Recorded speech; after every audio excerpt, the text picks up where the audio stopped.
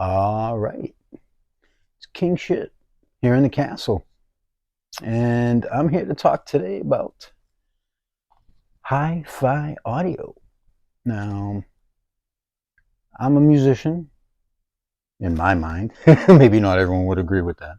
But I'm a musician, singer, and most of what I do on my channel is my King Shit Sunday Blues. It's original blues music that I do every week. But I do other things here. Occasionally I'll have like maybe a Hot Wheels race, maybe a skateboarding video, me and other people out skateboarding or others skateboarding. As I'm getting older, it's more others and less me, but I still try and get out there some. Um, Things like that, things that interest me. And music has always been a huge force for me in my life, very important to me since I was very young. We always had music playing in the house. We had this great Magnavox console stereo with a tube amp. Like looking back, we didn't, I don't think, realize what a nice piece of audio that was. And I remember at one point we had upgraded, so to speak, with a more modern one with a cassette deck in it and stuff. And I took the old console and put it in my bedroom mostly as furniture to put stuff on top of. And then at some point I started playing my records when I started making my own record collection in there just so I could have music in my own room. And I realized, wow, Led Zeppelin, Jimi Hendrix sound so great on it. It had amazing stereo, spatial stereo, very 3D sounding. It was amazing. And I also remember, even as a little kid, when my parents would play the symphonic kind of stuff. My dad had a lot of soundtrack albums and things. That sound stage they talk about, audiophiles like to say, was very big and very real. And it was sort of, I hate to use the term generic, but there was a certain kind of production in a lot of those records from that era. They had a certain sound on that occasionally I find when I have the right setup. And I hadn't heard that exact kind of sound in a long time. And I think a lot of it is because of the conveniences of the modern digital era. I kind of gave away everything I had as far as basic analog kind of equipment and went all in on the 5.1 and the sound bar and that type of technology. And for watching TV and occasional music, it's great. I wouldn't want to watch TV any other way. When I watch NHRA and Formula One, it gives me goosebumps, especially for live sporting events and things. You can't beat it. It's the way to watch TV and movies, for sure. But that subwoofer sound for music doesn't do it for me. Never did, never will. And also, the way they're designed, at least mine, my Vizio, you really have to have a certain level of audio for music, at least, before it kicks in.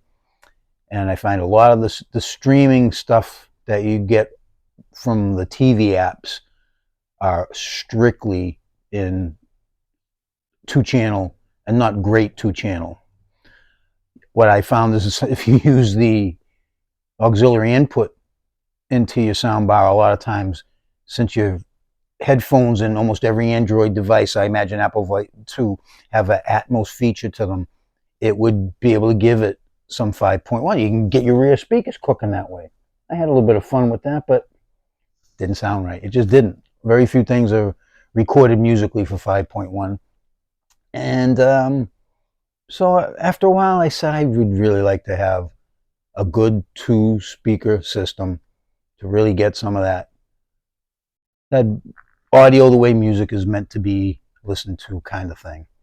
And so I started doing what I always do, looking for used gear. As a musician, I've always found the real value is in used gear.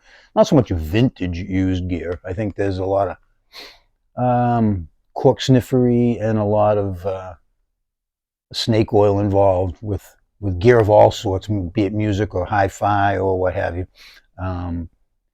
There's good and there's bad gear, but a lot of it is, especially when you're talking music, is so subjective to be able to put specifics to why something is or isn't.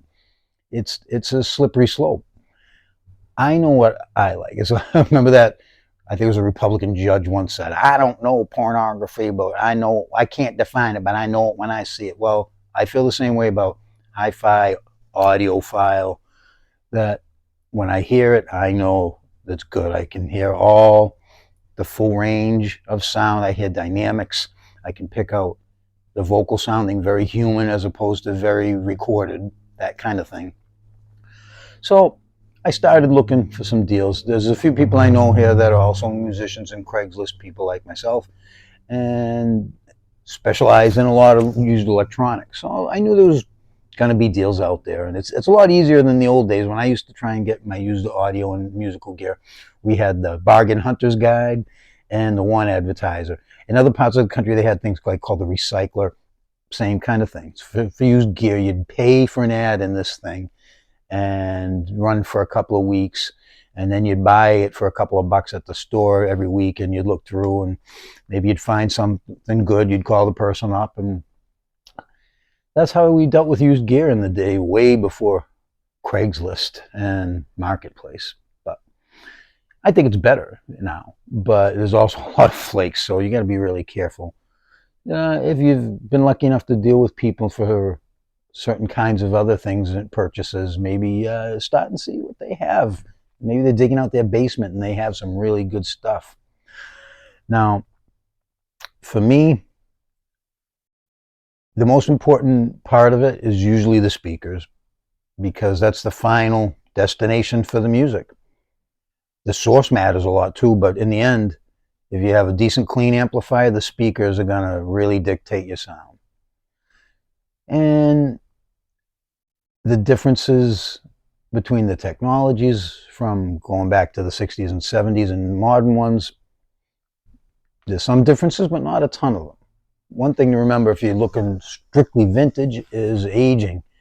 A lot of those speaker cones aren't going to live up. I remember I had one of the first great pair of speakers. I had a pair of small Advents, and I played the snot out of those things, and it's on point. They just stopped sounding good. I took the grills off, and the cones were just deteriorating. It was like starting to flake away in the foam. It just happens. And those were kept, at room temperature, indoors, in use all the time. So if you're buying vintage, you got to give them a test, you got to give them a good look over, and you got to consider the possibility that they may have to be refoamed, reconed, or if possible, full replacements, which once you get into that point, you shouldn't probably be bothering with those speakers. There's so many options out there, especially if you have room in your house for bigger speakers. People can't wait to get rid of them big old floor speakers. And boy, you can get some great sound out of them. The bass is insane. It's real good, proper sounding, not subwoofer bass. But they're huge, they weigh a ton, and good luck getting rid of them yourself if you decide they're not for you. But it's an option. It's a good option, really. Then we have standard size floor and bookshelf speakers, which I think is where the best deals are, and there's a lot of them out there. I've always been a fan of Bose speakers. I think that they're very underrated. A lot of audiophiles sniff their, do the cork sniff thing and say they're BOSE stands for buy other stereo equipment. I couldn't disagree more. I think they're well designed and very toneful. They are specific to how you're supposed to use them, though. Now, I was lucky. The ones I just recently got, I got the 301s, which are a larger bookshelf size, and these came with the factory stands. Very important, I think, for these types of speakers. Not just for the looks, because I think they look really good. I got the black, well, not the wood ones, and wood tone ones, if you will. And they just look great on the stands. And these can be had very inexpensively. I was ready to pull the trigger on another set that was not in nearly as good a shape and was a little more money. So I reached out to this person, made them kind of a lowball offer, and they took it. I ran over there to get them for 80 bucks. You can't. The stands retail for 80. The speakers retailed for $300-400 apparently, I think, for a pair. So you're looking at maybe a $500 retail for 80 bucks. And the the guy had used them strictly in his house in the living room at low volumes because he has little ones now, and that's why he was getting rid of them, because he just couldn't push them the way he wanted to and wasn't really using them. So me being a retiree, no little ones, no one to bother me at all. I'm not cranking the snot out of them like I might when I was younger, but I can put a little volume to them and get use out of them. And so that was the first thing I found. This is about 3-4 weeks ago. And so then I need a receiver. And I had been looking at receivers, looking at possible trade music instruments and things like that, and find deals and lowball offers. Don't be afraid. People say no, they say no. They get upset, so what? You can really sometimes find some stuff. And so I'm waiting to hear about, maybe I can get this for a price, or waiting to hear if someone gets back to me from my offer. I wanted to test these speakers real bad. So I went to my local Savers and I got a little Panasonic all-in-one DVD carousel receiver thing. I was able to test them good. The receiver was $10 and everything works on it pretty much. I actually think I will be keeping it just for the DVD player, just to have another spare DVD player for a bedroom player. And that allowed me to use the little DVD player that I was using for a bedroom one as a CD player for my new living room HiFi setup, which I'm going to get to that in a minute too. Consider DVD players for your CD player. Now back to the speakers, receiver actually. So I knew that this wasn't going to be a permanent solution for me, and finally a few people getting back to me on a few vintage ones, including a realistic 1980s receiver that I liked. And me and my buddy went over to check it out. And unfortunately, the volume knob was like pushed in on it, on the pot. And it didn't seem to function, but it was stuck at like full volume. So it kind of worked. And it seemed to be the only problem. And I was on the fence about it. It was only $50, but if I had to put any work and that I couldn't do and put it in the shop, then it means it's toast. And the guys had a look on his face like, oh. And I had driven 20 minutes or so to the place. I said, didn't you have a few other ads with receivers? So he smiles, he goes, walks out. This nice Denon receiver and a matching tape deck. I give him a good look over it. It's AVR equipment, not what I was looking for, but I'm like, And the tape deck was pretty nice. Still BNC, headphone jack built in, bias trim. Lot to like. 3 motor. I had my headphones and an input jack. Everything tested okay. I was going to be paying $50 for that. These weren't what I was looking for. I said, would you take $50 for these? He says, how about $70 and you take the other one too? Maybe you can fix it. I said, $65. We both smiled. I took everything home. The Denon receiver's killer. And one thing I found out about that you should know, if the AVI receivers are available to you cheap, consider them. Because a lot of them, almost all of them, have a stereo only, 2-channel only function. Sometimes it's called direct, sometimes stereo only. There's a lot of options. Direct is kind of nice because it takes out all the electronic and digital enhancements, any Dolby programming, any Dolby DTS and that. And for just regular music listening, I think that's your best option. You want just good 2-channel stereo like in an older receiver. But these AVRs mostly can do that and do it really well. There's a lot of videos you'll see people saying how you can use these receivers to do both. Make it your 5.1, 7.1, and your 2-channel regular non-subwoofer type HiFi setup.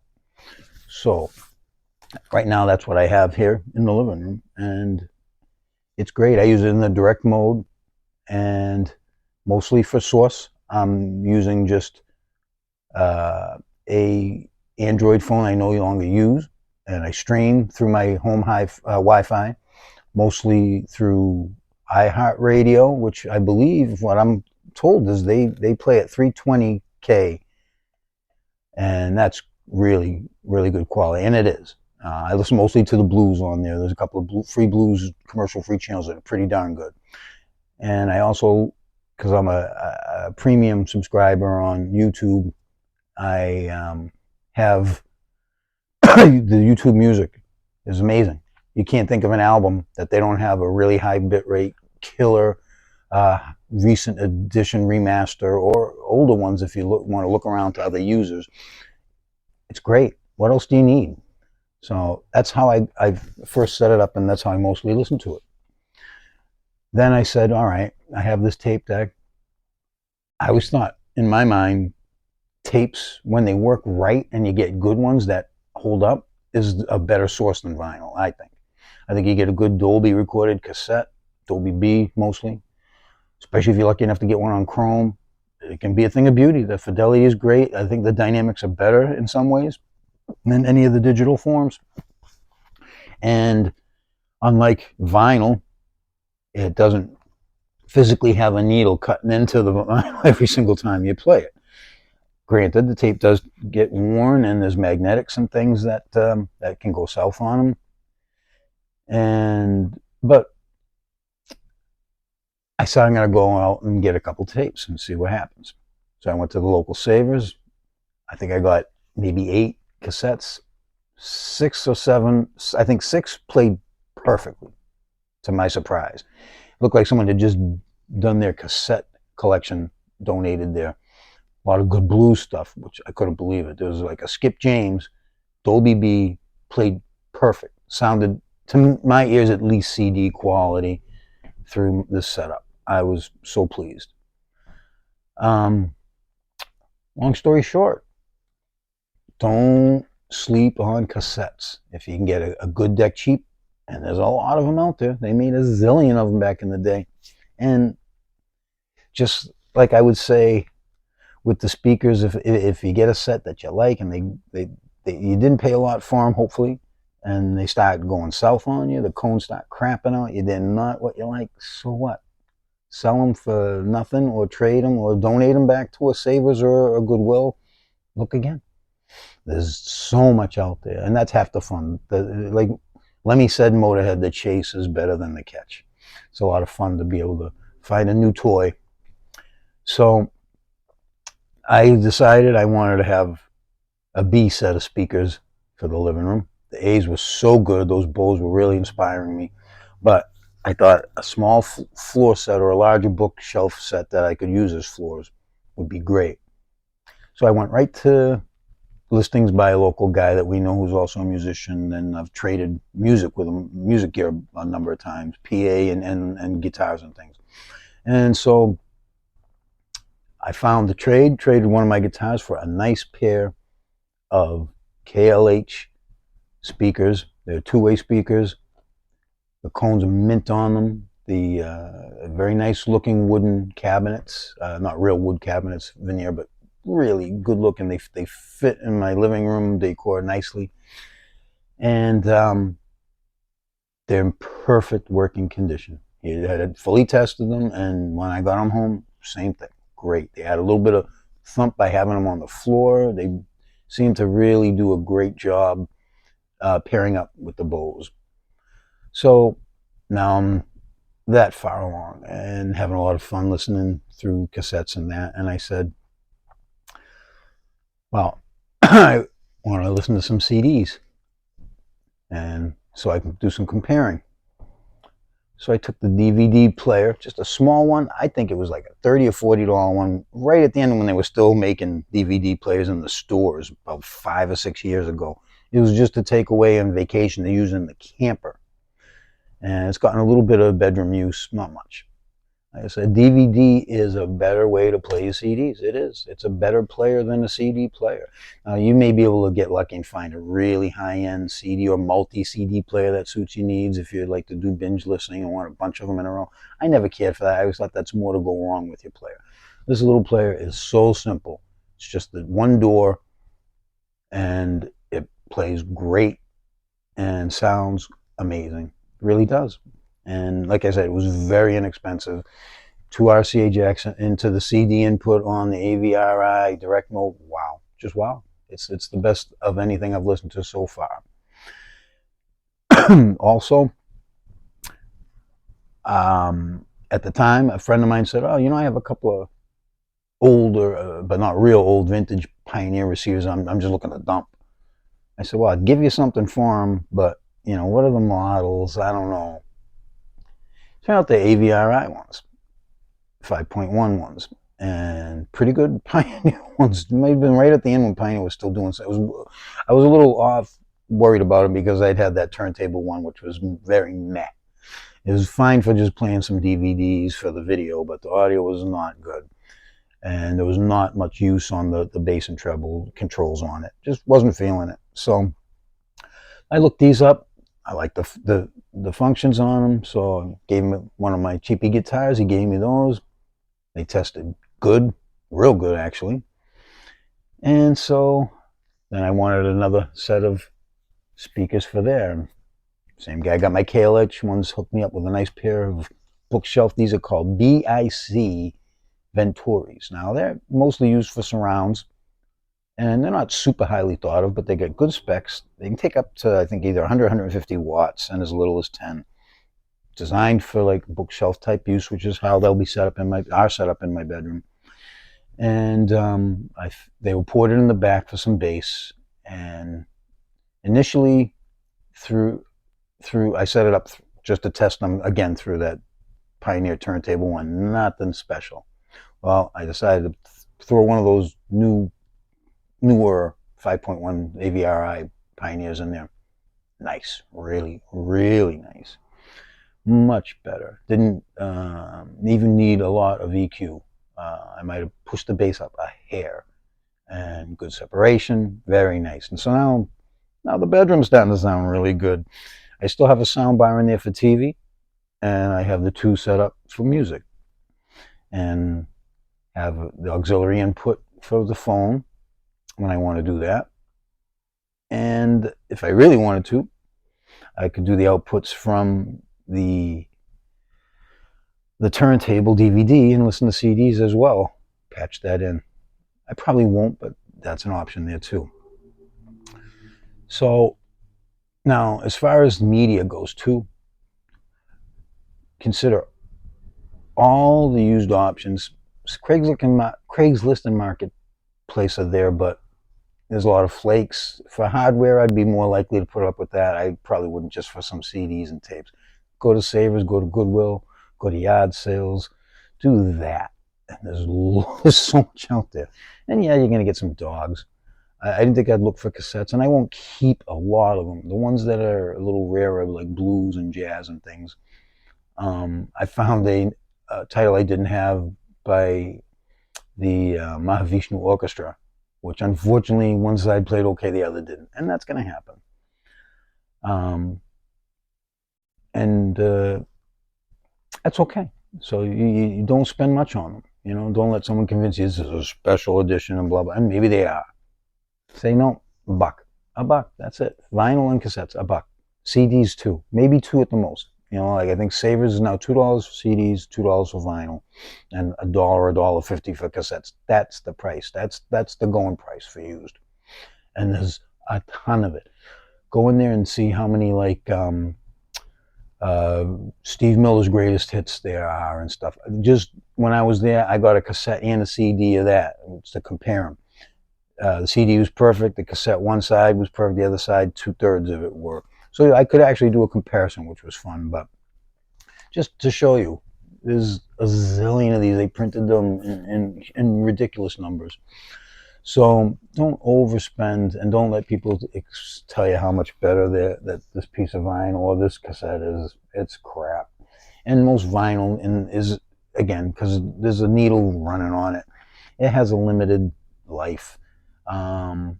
So I haven't had vinyl in many years. I got rid of all my vinyl back in about almost 20 years ago, I'd say, when we sold our first house, and just gave it all to one guy who came over from Craigslist. And he says, "You are Santa Claus," because I don't know, 500, 600 albums and a lot of cassettes too.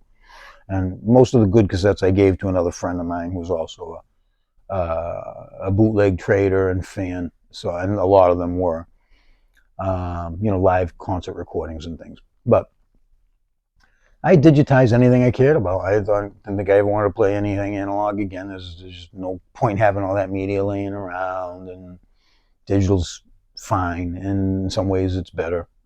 But so vinyl.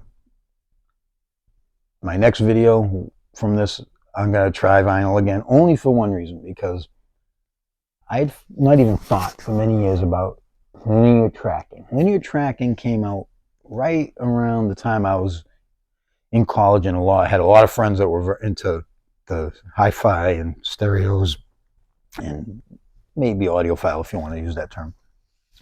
So what linear tracking is, instead of the usual turntable arm that sits like this and has to move that way, it goes straight across the record, which is the way a laser reads a CD. They were figuring this was coming, so that was technology they decided to try and apply to records, and it works. It works really good. For tracking purposes, it keeps the needle straight in the groove instead of pushing to the side of the groove. So it's going to put less wear on records and track them better. And to the point where a lot of them, I don't know if all of them, I'm going to find out when I get mine, can be wall mounted. Some even ceiling mounted, some of the direct drive models. The one I'm getting has a belt drive for the tone arm, from what I understand. But I think it still might be wall mountable, or at least you can put it like up against a wall next to a receiver or something if you really wanted to. We're going to see. I don't know if I'd do that permanently, but we'll see. I've seen, there's videos out there, people doing it. And there was some designed to be used that way. I saw a couple that was sort of boombox style. They had a couple tape decks at the bottom and the vertical mounted turntable, and they worked and tracked great.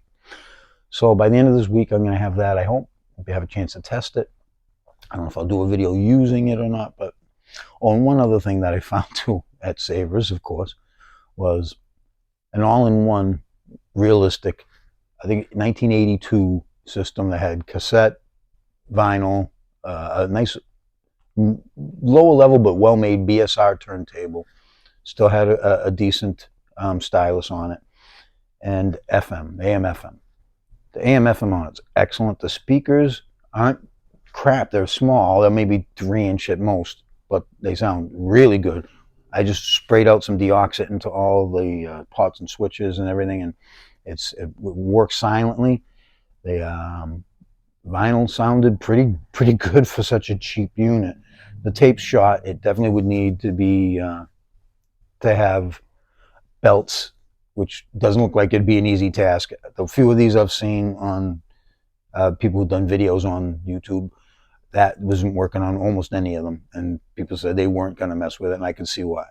But I'll say this, for an inexpensive all-in-one, it blows the hell out of the reissue ones that you can buy in the department stores that people, oh, use this with USB to record. Yeah, you can easily, but they don't sound or track very well at all. I had one. I did one record just to test it, and it worked, and that's the best you could say about it. This sounds pretty darn good. You could use the headphone out into an interface, or even right into the mic on your laptop or your PC, is keeping the volume reasonable and watching the levels on your recording. Very easily. This would be a way better option. I'm not keeping this permanently. It'll go up on Craigslist for a sale or trade, or maybe my friend will give me a guitar pedal for it or something. But yeah, there's so much old gear out there, and a lot of it can work, a lot of it won't. So enjoy the hunt, find things out there, test them. Some can be fixed easily, or at least cleaned with deoxit. Yeah, I'd say if you have to do too much more than that, don't spend the time or the money. Your time is valuable. You could be listening to music instead of messing with your gear. It's a rabbit hole. I'm trying not too hard to go. But the little fixes to get a lot of value are worth doing for sure. And I want to end my first hi-fi, audio file, whatever you'd like to call this, talk about the most important thing. I've touched on it a little bit, is it's subjective. Find what you like. And there's a lot of it to find out there. You don't have to listen to sound bars anymore. I was convinced that's all that's really left, and it was fine. And I don't need to be, yeah, you do actually. If you're a musician or a person who really likes music, you can get a good 2-channel system, the way music really is still intended to be listened to pretty cheaply and get great results and have a lot of fun doing it. And I highly encourage you to do it. And I'm going to have more of these videos coming up. I will be showing some of the gear here and there, I think, depending on what I come across and how well it works. Especially this linear tracking turntable should be a lot of fun, I think. And eventually I want to do one or two comparing all formats. I want to do a quick, and I'm not monetized, so I don't care. I can use whatever music I choose to use, and I won't ever be monetized. So let's say I can play a track by Steve Miller. It can be the YouTube music, digital stream, whatever the official one is for that.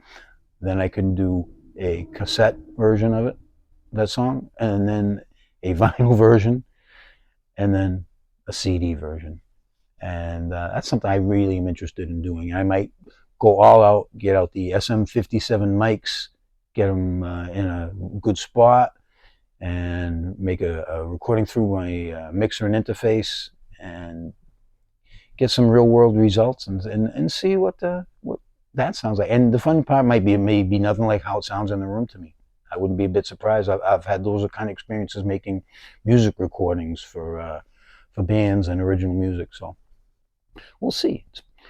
I really enjoy all the music. I hope if you've stumbled on this, that maybe you got some good ideas out of this and some encouragement to get more into hi-fi, as I have been lately, and intend to some more. And hang on to YouTube. Come here for advice. There's a lot of good YouTube content out there that'll help you too. Don't be afraid, and don't take anything even that I say as gospel. Find your own gospel out there, and trust your ears and listen with your heart. This is King Shit. We'll see you next time.